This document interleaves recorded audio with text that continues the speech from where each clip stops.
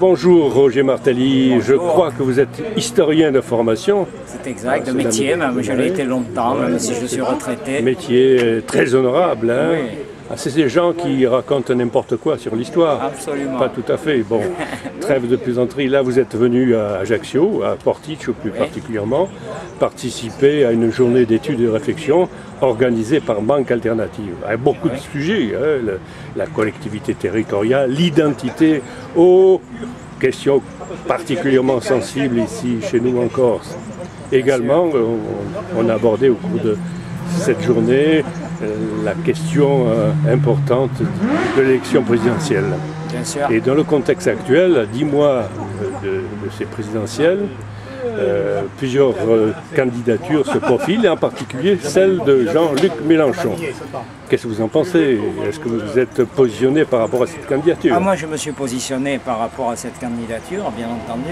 Je pense que nous sommes dans un moment qui a été marqué par une lutte extrêmement importante, durable, originale contre la loi travail imposée par l'exécutif français actuel.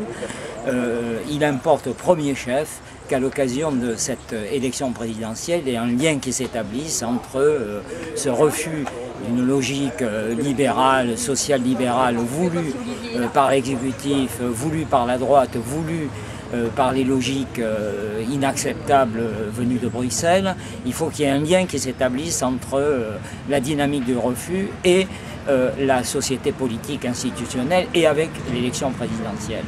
Il se trouve qu'aujourd'hui, il y a la possibilité, face à un exécutif qui ne veut pas entendre la volonté populaire, qui choisit de maintenir son option alors qu'elle est manifestement minoritaire, il est possible d'exprimer à un moment donné, à l'occasion de l'élection présidentielle, un choix qui soit un choix de rupture par rapport à ce qui se fait, un choix qui permet de dire non et en même temps qui ouvre l'espérance vers la possibilité d'une société qui ne serait plus une société reposant sur les logiques de la loi El Khomri ou d'autres. Et ce choix, c'est... Et ce choix, pour moi, c'est en l'occurrence celui qui est le plus capable de porter dans l'espace public jusque à pouvoir constituer la base d'un rassemblement majoritaire, c'est aujourd'hui Jean-Luc Mélenchon. Quel que soit ce que l'on peut penser de lui, même si on n'est pas nécessairement d'accord avec toutes ses propositions, il est aujourd'hui une carte, il est un outil pour exprimer à un moment donné le désir d'autre chose,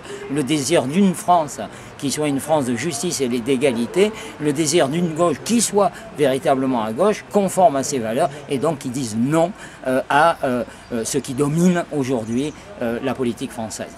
Merci. Merci à vous. Et bon retour à Paris. Merci.